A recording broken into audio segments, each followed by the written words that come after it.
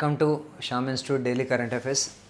మనకు ఈ చమురు ధరలు అనేవి నిరంతరం పెరుగుతూ ఉండడం వల్ల భారత ఆర్థిక వ్యవస్థ పైన ఎలాంటి ఇంపాక్ట్ ఉంటుంది అనేది ఈ రిపోర్టు మనకు కనిపించేది.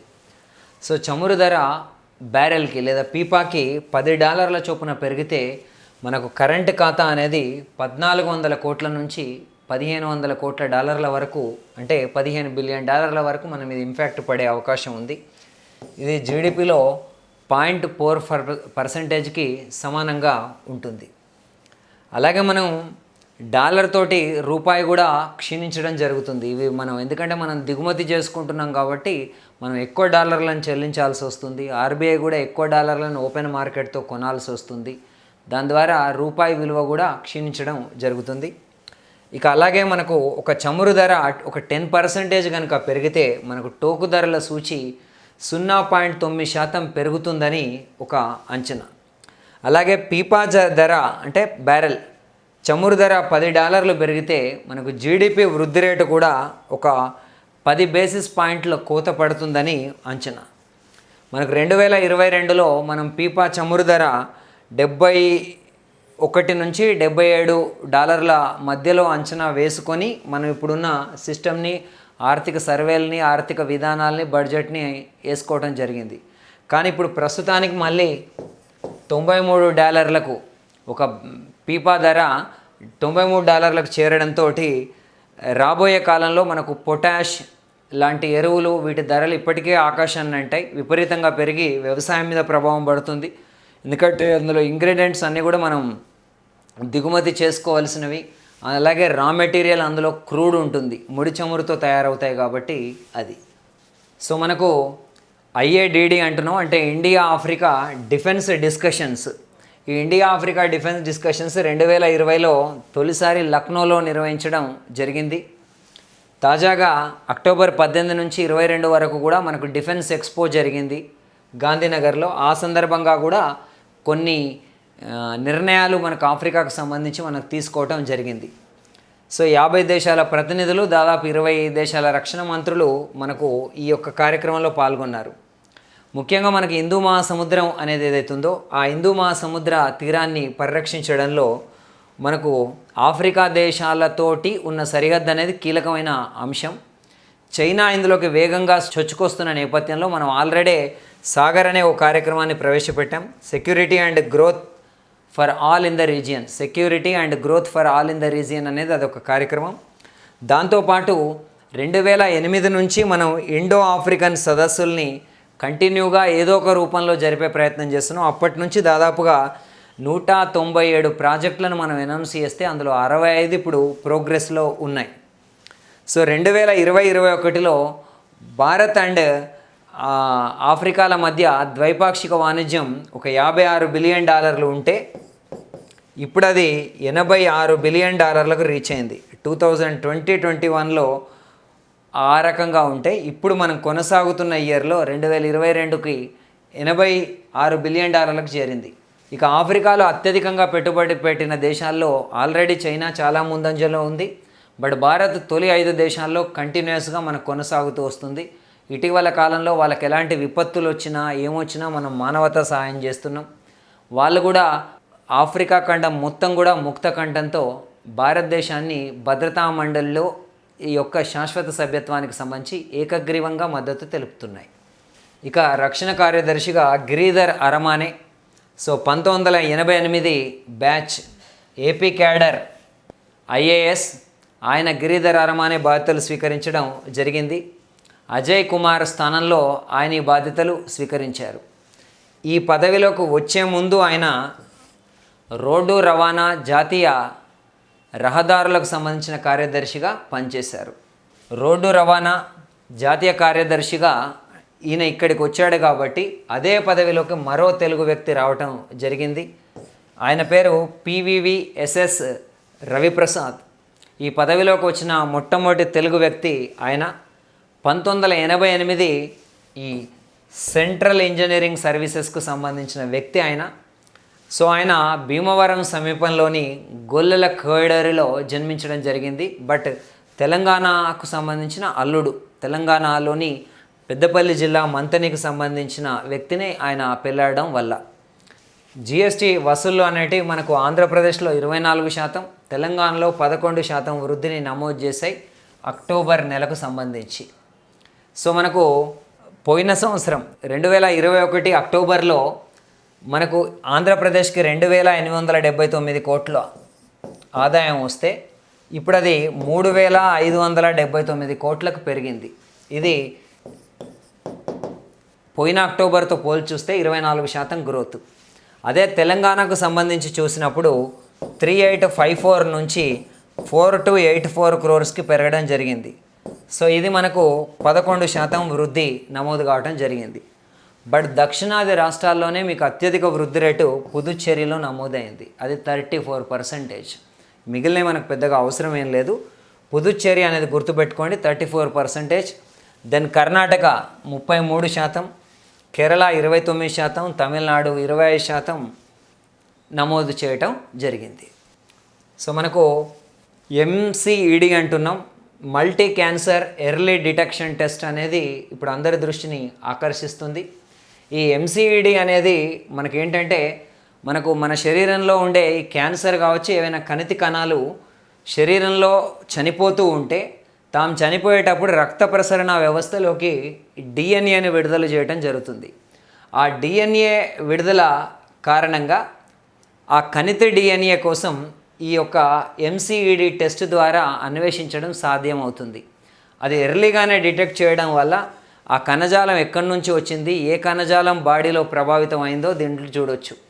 మనకు ఆల్రెడీ ఇలాంటి వాటి కోసం ఆల్రెడీ లిక్విడ్ బయాప్సీ అనే ఒక సిస్టమ్ ఉంది, కానీ అది క్యాన్సర్ ముదిరిపోయిన దశలో వినియోగిస్తారు. ఇప్పుడు ఇది మొదటి దశలోనే క్యాన్సర్లని గుర్తించడం ద్వారా అప్పటికి క్యాన్సర్ అనేది పెద్దగా స్ప్రెడ్ కాదు. అలాగే క్యాన్సర్ కణాలు డిఎన్ఏ రక్తంలోకి విడుదల చేసినా అవి పూర్తి స్థాయిలో ఉండవు కాబట్టి అలాంటి వాటిని వెతకడం కష్టం. దాన్ని ఇప్పుడు ఎంసిఈడి మనకు అందుబాటులోకి తేబోతుంది. ఇది క్యాన్సర్ రంగంలో ఒక విప్లవంగా భావిస్తూ వస్తున్నారు. సో నేపాల్లో ఇప్పుడు ఎలక్షన్స్ జరగబోతున్నాయి. ఆ ఎన్నికల్లో ఏకంగా మావోయిస్టు పార్టీ యొక్క అధినేత ప్రచండ, ఈయననే మనం పుష్పకమల్ దహల్ అని కూడా పిలుస్తూ ఉంటాం. సో రాబోయే 20వ తేదీన మనకు పార్లమెంట్ ఎన్నికల్లో జరగబోతున్నాయి. దాంట్లో మనకు గోర్ఖా 2 అనే స్థానం నుంచి టీకా దత్తా పొఖరాల్ 99 సంవత్సరాల 2 రోజుల వ్యక్తి. ఆయన ఇప్పుడు పుష్పకమల్ దహల్ పైన పోటీ చేయడం జరుగుతుంది. ఈ మధ్యనే మనకు నేపాల్ కాంగ్రెస్ నుంచి సెపరేట్ అయిపోయిన ఇంకో పార్టీ నేపాల్ కాంగ్రెస్ బీపీ తరపున ఆయన పోటీ చేయడం జరుగుతుంది. టీకా దత్తా పొఖరేల్. ట్విట్టర్ టెక్నాలజీ ఎగ్జిక్యూటివ్గా ఓ భారతీయుని నియమించడం జరిగింది. ఆయన పేరు శ్రీరామ్ కృష్ణన్ ఇప్పుడు ఒక సాధారణమైన వ్యక్తే. సిలికాన్ వ్యాలీ వెంచర్ క్యాపిటల్ సంస్థ అయిన ఆండ్రీసెన్ హొరోవిడ్జ్ దీన్ని A16Z అని కూడా పిలుస్తూ ఉంటారు. ఆ సంస్థలో ఒక సాధారణ భాగస్వామిగా ఆయన ఉన్నారు. అలాంటి అంకుర సంస్థలో పెట్టుబడులు పెట్టే వ్యక్తిని తీసుకొచ్చి ఆయన ఎలన్ మస్క్ ఈ మధ్య ట్విట్టర్ని $44 బిలియన్ కొనుగోలు చేయడం జరిగింది. ఇప్పుడు ఆ టెక్నాలజీ ఎగ్జిక్యూటివ్గా నియమించడం జరిగింది. తమిళనాడులోని SRM ఇంజనీరింగ్ యూనివర్సిటీలో అండ్ అన్నా యూనివర్సిటీలో ఆయన బీటెక్ని కంప్లీట్ చేయడం జరిగింది. ప్రొఫెషనల్ కెరీర్ని ఆయన మైక్రోసాఫ్ట్తో మొదలుపెట్టి ఇప్పుడు ఈ స్థాయికి వచ్చారు.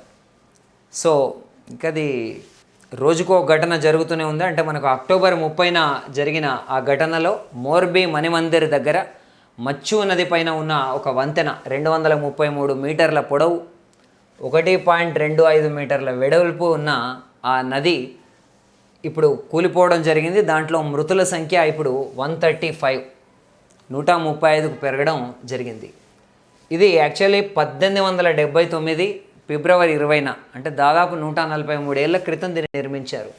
దర్బార్గఢ్, నజార్బాగ్ అనే ప్రాంతాలని కలుపుతూ ఈ వంతెనను నిర్మించడం ఇప్పుడు జరిగింది. ఈ ఘటనతోటి ఈ ప్రాంతాన్ని మోదీ సందర్శించడం జరిగింది. అలాగే అహ్మదాబాద్లో ఉన్న వంతెన పైకి కూడా నిర్దిష్ట సంఖ్యలోనే వ్యక్తుల్ని అనుమతించాలని చెప్పేసి నిర్ణయించడం జరిగింది.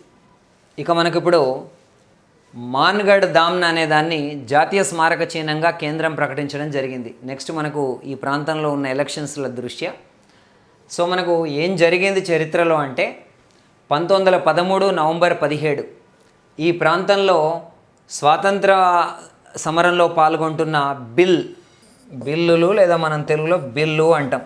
ఈ బిల్లుల పైన ఒక దారుణ మారణకాండ అనేది జరిగింది. జలియన్ వాలాబాగ్ కంటే దాదాపు 6 ఏళ్ల ముందే 1913 నవంబర్ 17న ఈ మాన్గఢ్ ప్రాంతం గుజరాత్ మధ్యప్రదేశ్ సరిహద్దుల్లో మనకు ఈ బన్స్వారా అనే జిల్లాలో ఈ ప్రాంతం ఉంది.